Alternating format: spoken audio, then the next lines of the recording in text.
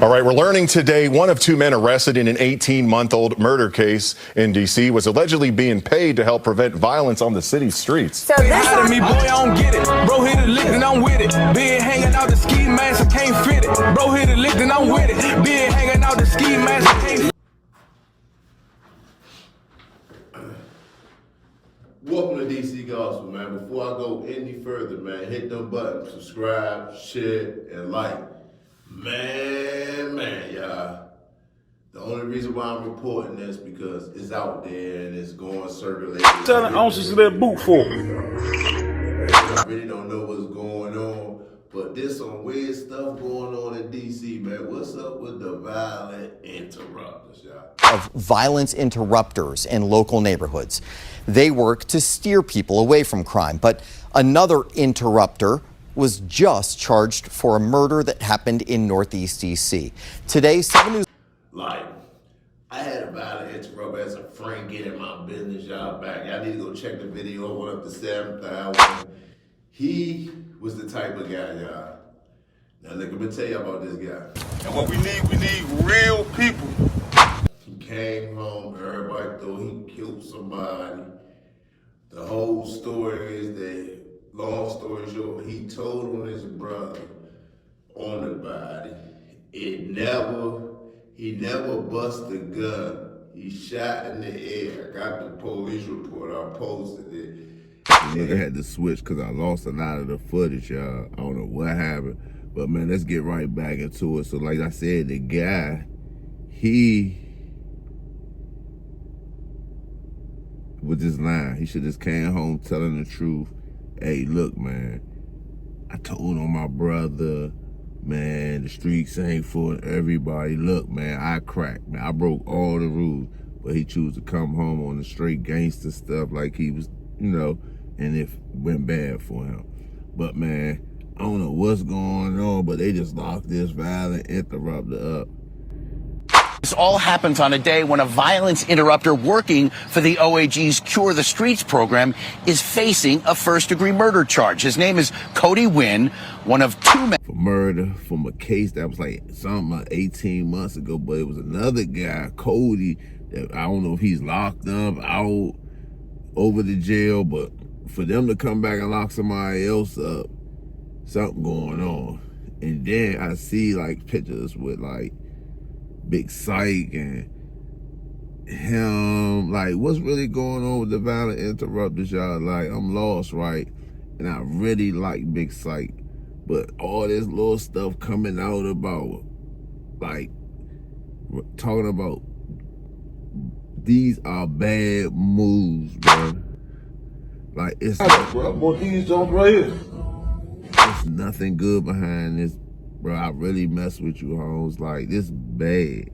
Because I had a case right one time, y'all. Look, I took a picture with a bag of flowers. Somebody catch it. Shout out to Sabrina from Link Height. She came to my trial, got on the stand, had to testify that it was a bag of flowers, y'all. They really was taking it to be like it wasn't a bag of flowers, like it was drugs, because I had a comment, I'm back, y'all. And I hit all my friends come see me, but it was really flower. And I would tell y'all if it was crack now because it's over with. But because I did get found guilty for possession of drugs. I think I did, yeah, one of the charges, yeah. Because I beat the distribution. But this bad. This my message to Big Psych, bro. Tighten up, bro. Like I really mess with you, I don't want to be doing no content on you, period. What good shit called? How much the good shit called? Yeah. And they said like what, like? Yeah, but talking to people, showing this type of stuff online, and people getting locked up for murder. 2023 shooting inside the Crew Hookah Lounge here on 8th Street Northeast. 4 people were shot, including Blake Bozeman, who died as a result. Bozeman was a 31-year-old married father of 3 and former Morgan State University. This is a bad look for the violent interrupters. What y'all think, man? Hit me in the comments. Tell me what y'all think. What's going on? Is it over with?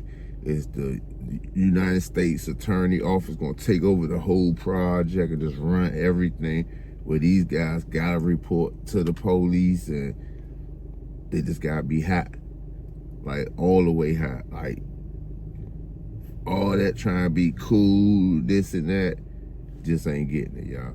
I mean, tell me in the comments, man. We on our way to 10,000 subscribers, man. I love y'all.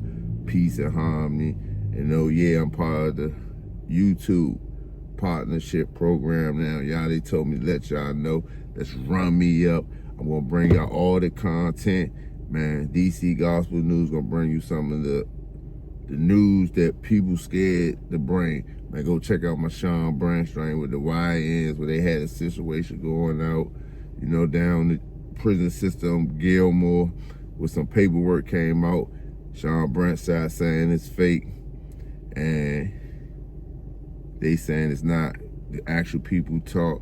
Sean Branch was a violent interrupter too. Like really what's going on with these guys and why? I mean, like, I don't know what to say, man. Man, let me know in the comments what y'all think. That's what matters, y'all. We on our way. Of violence interrupters in local neighborhoods. They work to steer people away from crime, but another interrupter was just charged for a murder that happened in Northeast DC.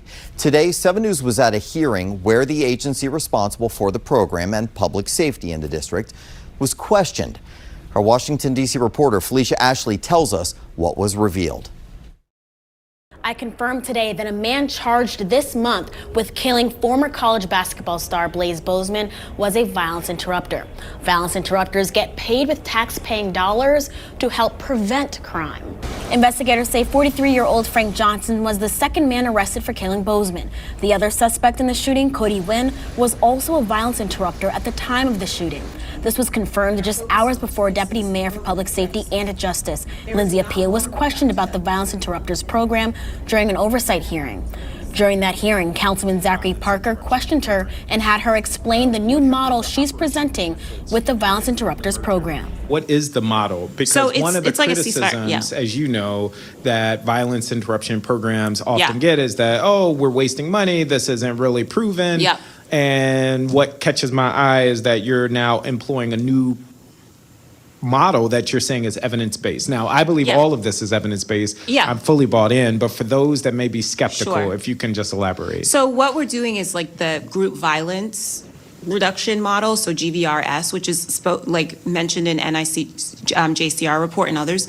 It's not that we weren't doing some form of that before, but what we said before is there was a lot of mixing and picking and choosing, and that the fundamental elements of GVRS is what we're holding the providers accountable for it. Violence interrupters' actions outside of the program were neither asked or discussed during this hearing. Now Wynn and Johnson are both facing first-degree murder charges. For now, reporting from the Wilson Building, Felicia Ashley, 7 News. Councilmember Brooke Pinto directly asked Appiah how much she thinks the agency needs from the budget this year. She didn't give a number. And new at 5 o'clock. We just got a statement from WONS, which oversees the Violence Interrupter program. The director says, quote, "We continue to work to improve the hiring standards for employees of violence intervention organizations to ensure communities and clients of VI organizations, they're safe." WONS also says once it learned about Johnson's arrest, the agency suspended any grants or payments to Johnson. And we want to hear from you. Do you think local community-based anti-violence groups should receive government money? Scan the QR code on your screen to vote in our poll on WJLA.com. Right now, 69% saying no. We'll keep checking on those